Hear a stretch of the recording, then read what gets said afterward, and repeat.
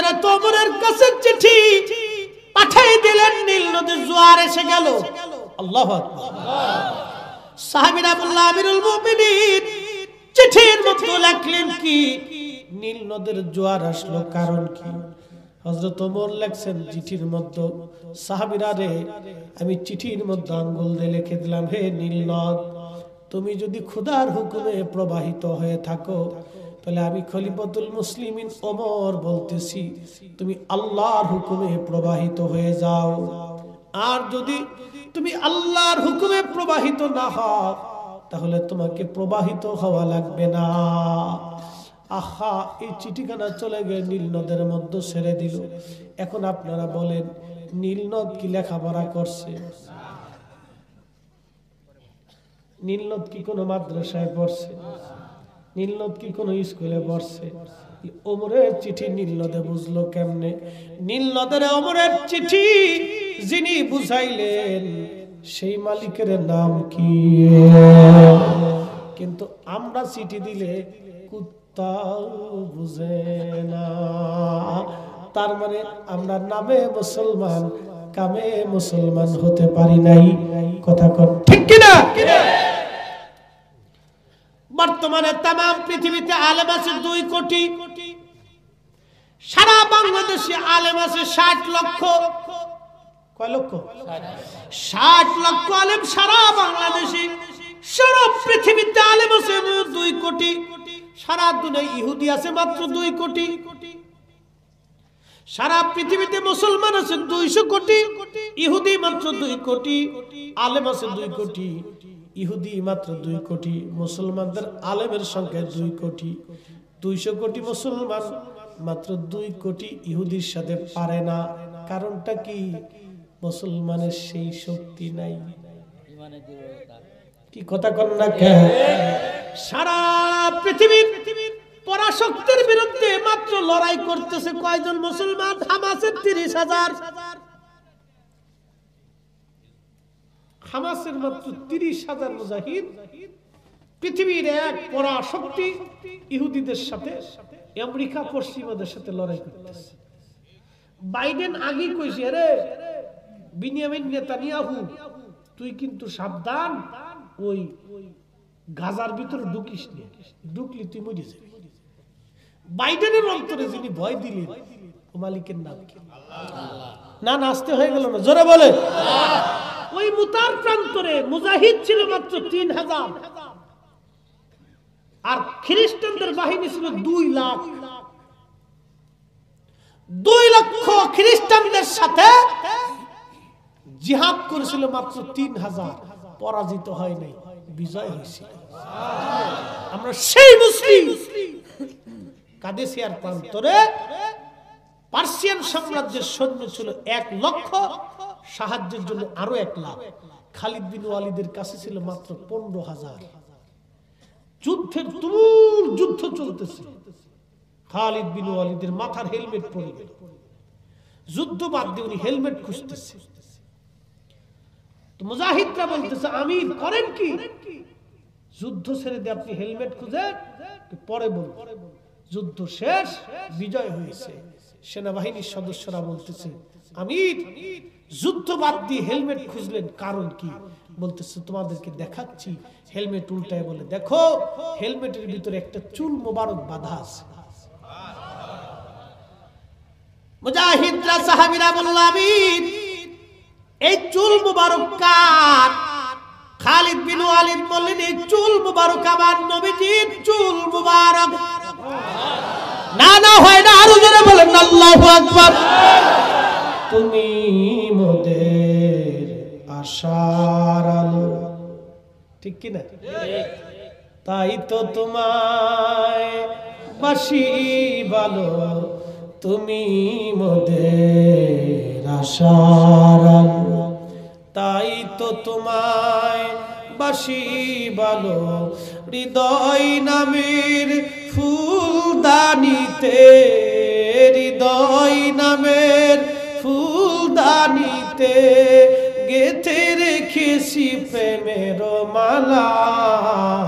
ইয়া রাসূলুল্লাহ, ইয়া হাবিব হাবিবাল্লাহ বলেন ইয়া রাসূল।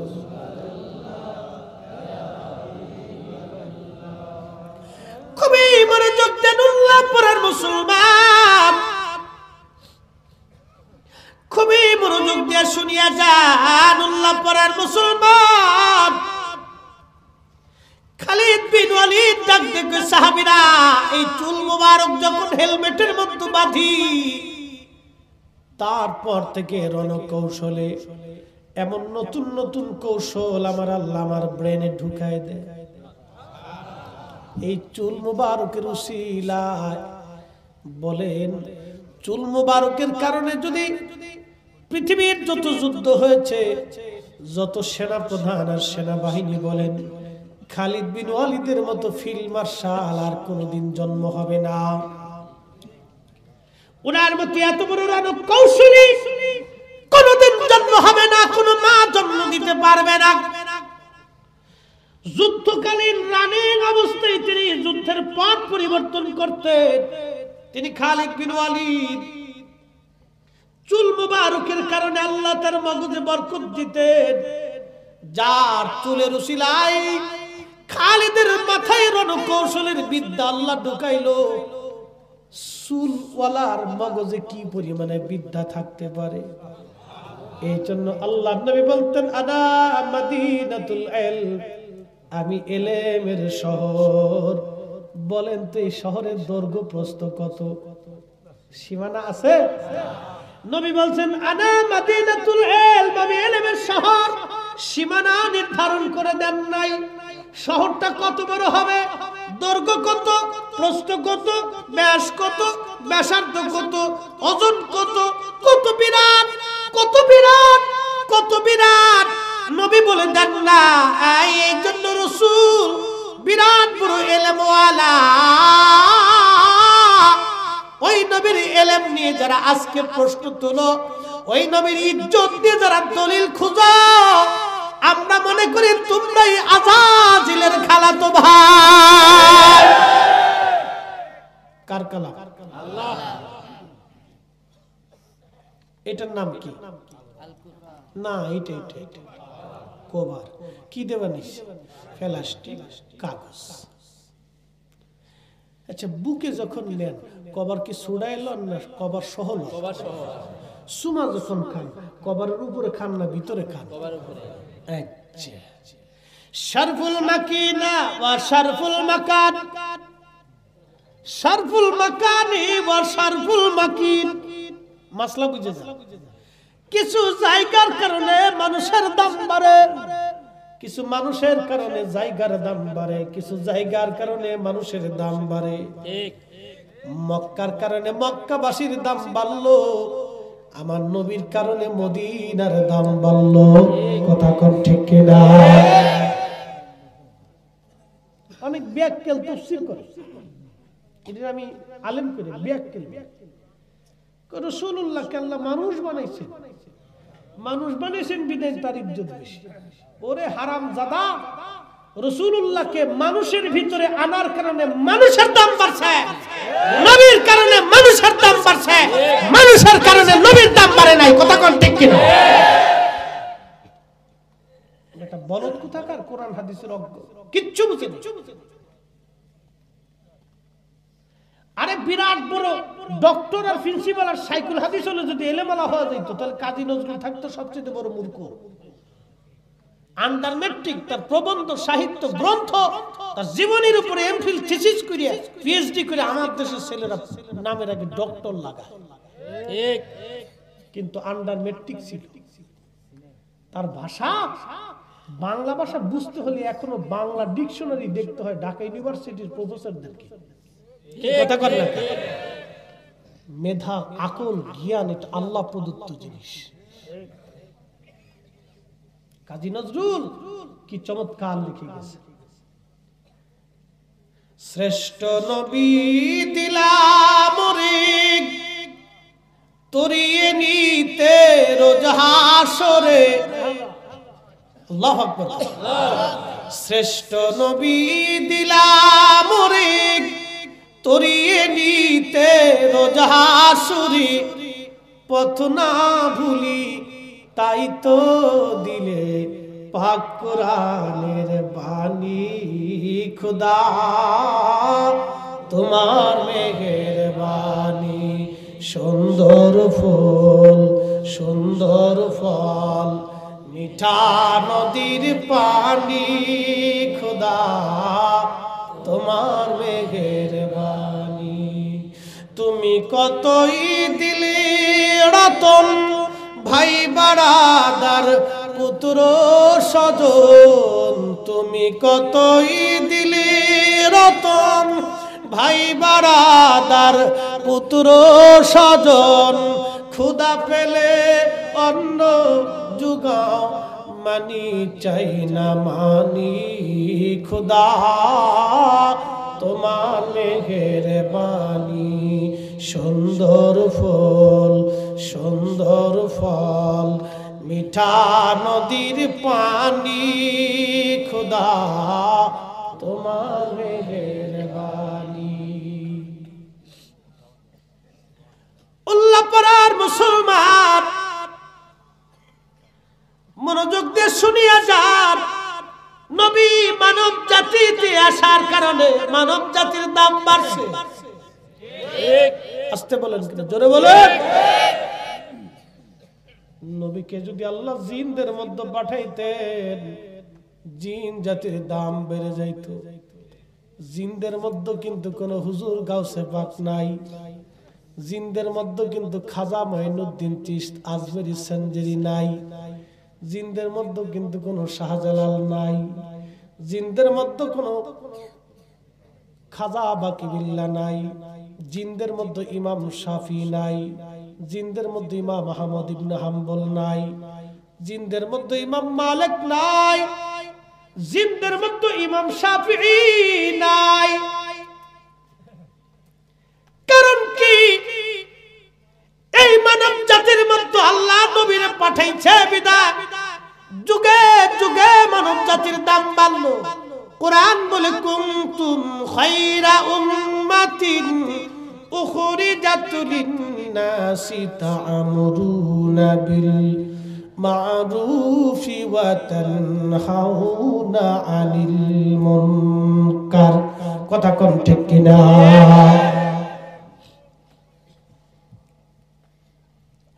এই মানব জাতি নবীর ভালোবাসার কারণে পৃথিবীর মধ্যে শ্রেষ্ঠ হয়েছে আল্লাহর নবী জান্নাতের মধ্যে গেলেন পৃথিবীতে কোটি কোটি জিন আছে জিনদের ভিতরে মুসলমান আছে সাহাবী জিনও আছে জিনদের ভিতরে বহু শ্রেণী আছে হিন্দু আছে বৌদ্ধ আছে খ্রিস্টান নাসারা সব কোয়ালিটির জিন আছে জিনদের ভিতরে মুসলমানও আছে আবার নজদিও আছে জিনদের ভিতরে আবার মুসলমানদের মতো এরকম ইতর শ্রেণী যেমন মুসলমান আছে জিনদের মধ্যে এরকম ইতরও আছে কথা বুঝেন নাই মনে হয় কষ্ট হচ্ছে কি মুরাকাবায় চলে গেছেন মুরাকাবা মানে ঘুমে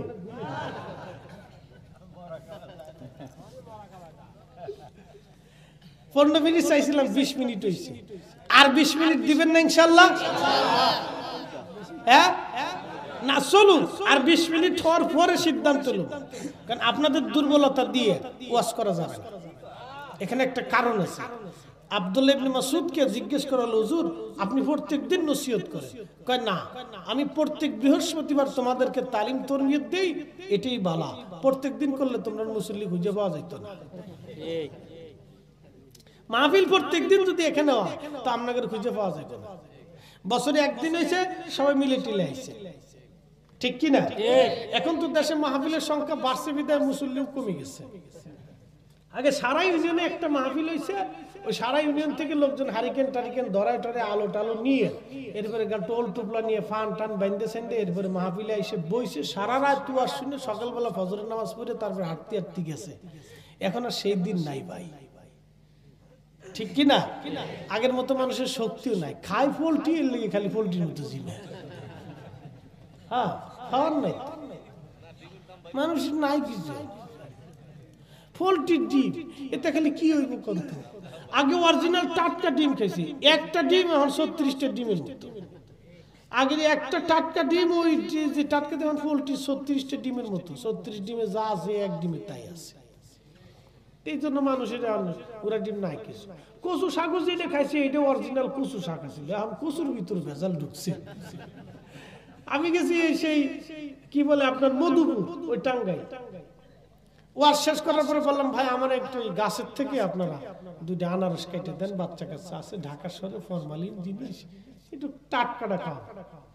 আজকে যেমন আমার ওই যে ইয়া ভাই সর্ষের তেল দিছে আমার, আরে ভাই চলে গেছে, হ্যাঁ বোরান ভাই সর্ষের তেল দিছে টাটকাটা দিয়ে, হুজুর লয়ে যান আমার ইয়ার লাগে দোয়া করে, কি কয় মিলের লাগে দোয়া করে, খুব ভালো মানুষ, টাটকা সর্ষের তেল। আমি চিন্তা করলাম আমার পোলার বয়স 4 মাস, তো ভালোই হইলো, খারাপ কি। মাঝে মধ্যে পোলার মার একটু মাইকে দাও। আগে তো আমরা মা সর্ষের তেল দিয়ে গোসল করে আলাইছি, ওখানে সর্ষের তেল দিয়ে পারছে না, ডাক্তারও না করে দেখে ওইটা দিয়ে না, ঠান্ডা লেগেছে। আগে আমরা সর্ষের তেল দিয়ে গোসল করে আলাইছে মা, কি কথা কর নাকি, আমরা ঠান্ডা মান্ডা লাগছে না, সব সিস্টেম ঘোরার দিয়ে উল্টে গেছে, বুঝি না ঘোরার দিয়ে কিছু। তো বললাম আমার আনারস কেটে দেয়, হুজুর লাভ নেই। বাগানের দাও যাও ঢাকারটা, কারণটা কি, একবারে গাছের গোড়াতে ইনজেকশন মেরে দিচ্ছে। তো খাবেন কি আপনি চিন্তা করেন। আমি তো উড়ে বাঙালি রে সর্বনাশ, কত বড় ডাকাই, হুজুর কোনো লাভ নেই, খামাখা গাড়িতে টেনে নিয়ে লাভ নেই, জায়গার থেকে কিনে লাভ। বুঝতে পারছেন এই অবস্থা চলতেছে। তো চারদিকে খালি ভেজাল আর ভেজাল, ওষুধের ভিতরেও ভেজাল, কি কথা খারাপ কইছে, খেহেনও ভেজাল ঢুকিছে। তো খাবেন কি, বাঁচবেন কি ঘোড়ার ডিম। এই করোনা এর লাগে আমরা বাংলাদেশে ঢুকে করোনা দেখছে যে 4-5 দিয়ে খালি ভেজাল, এর ভিতরে ঢুকে আবার লাভ দেয়। ও আর বাংলাদেশে বেশি ঢুকছে না, ও পলাইছে, ও চলে গেছে রাশিয়া, ইউক্রেন, ওই আমেরিকা, ভারত ঘুরে ঘিরে সারা দুনিয়া একবার চিৎকার করে ফেলাই দিয়ে বাংলাদেশের সীমানা এসে দেখেন এই সব ভেজাল।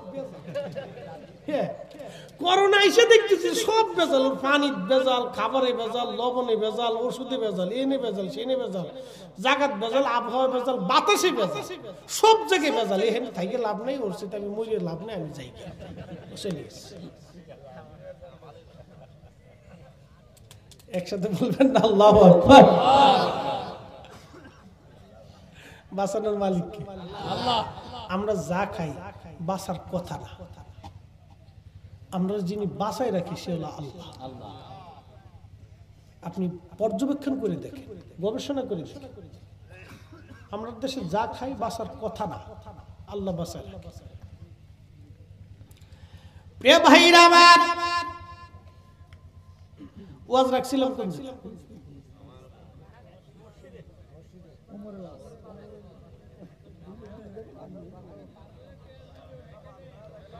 দেখছে একজন তেলে চলে গেছে, আরেকজন মসজিদে ঢুকছে, আরেকজন ওমরে গেছে, আরেকজন ফিলিস্তিনে গেছে। তার মানে বোঝা গেল ওয়াজ সব জায়গায় রেখে আইছি, সবটাই মনে আছে, বুঝে সালা। যাই হোক, বেশি লম্বা না, ওয়াজ আমি রাখছিলাম হুজুর সাল্লাল্লাহু আলাইহি ওয়াসাল্লামের শান, ইজ্জত, আজমত, চুল মুবারকের আলোচনা করতে গিয়ে কোরআনের কাছে আসছিলাম।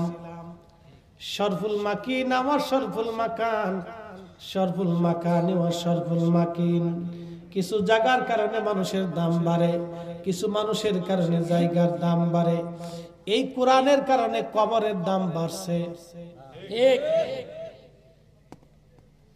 নবীর পাগড়ির কারণে, সুন্নতের কারণে এই কাপড়ের দাম বাড়ছে, ঠিক। তা না হলে এই কাপড় দিয়ে কেউ লেংটি বানায়, কেউ মোজা বানায়, মোজায় কেউ চুমা খায় না, লেংটিতেও কেউ চুমা খায় না, কিন্তু মাথার টুপি পরে গেলে উঠাইয়া চুমা দেয়। কথা কর। আরে নবীর সুন্নতের কারণে যদি কাপড়ের দাম বাড়ে, তাহলে সুন্নতের মালিক নবীর দাম কত? হ্যাঁ, কত বেশি। তাহলে ওই নবীর তাজিম করার জন্য কি দলিলের দরকার? নবী তো নিজেই দলিল, কি কথা কন না কেন? কার কালাম? সুমা খাওয়ার জন্য দলিল লাগবে, বুকে নেওয়ার জন্য দলিল লাগবে, মাথায় করে হাঁটার জন্য দলিল লাগবে, কারণ এটা নিজেই দলিল। কি কথা কন না? এটা নিজে কি? নিজেই দলিল, নিজেই ইজ্জতওয়ালা। আল্লাহর কালাম কালামুল্লাহ, এর সম্মান এমনি ইজ্জত। ইজ্জতওয়ালাকে ইজ্জত দেওয়ার জন্য দলিল লাগে না, দলিল প্রয়োজন না। আমরা মুসলমান বলিয়ে দিয়ে যাই, আমার নবীর তাজিম করার জন্য দলিলের দরকার নাই, আমার নবী নিজেই দলিলওয়ালা।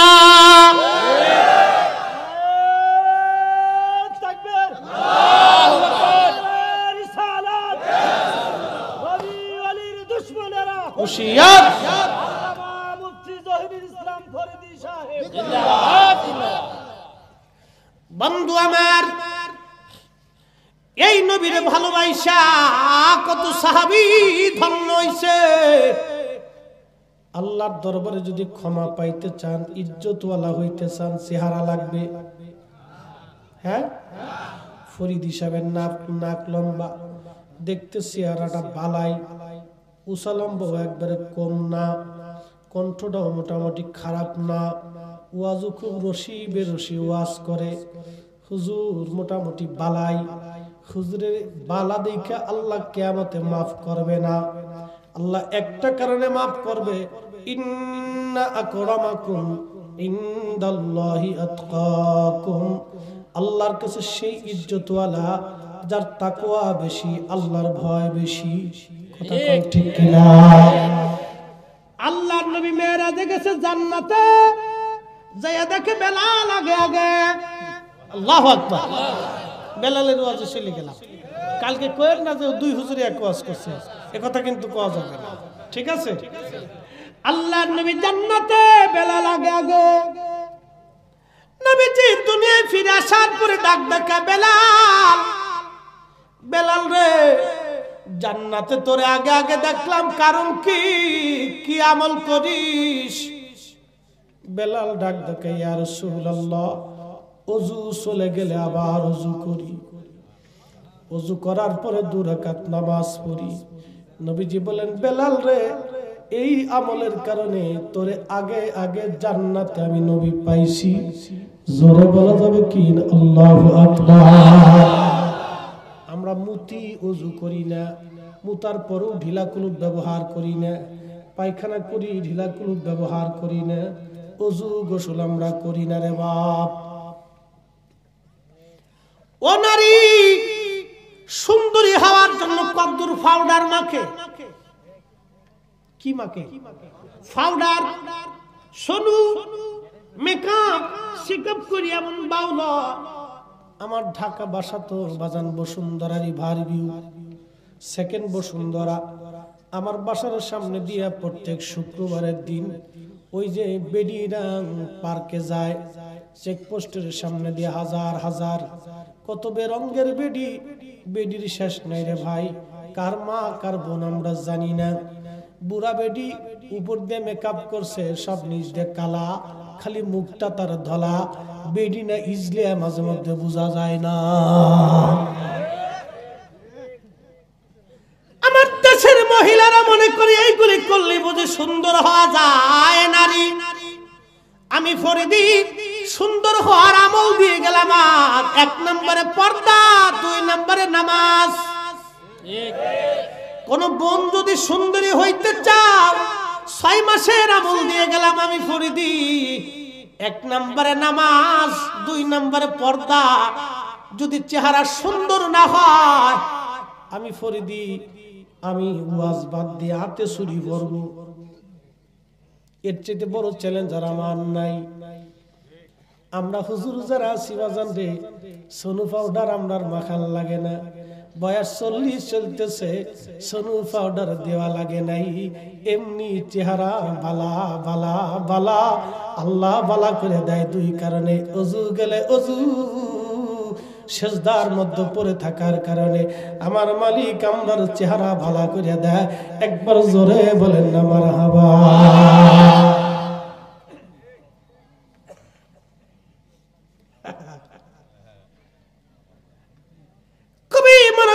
শুনিয়া যান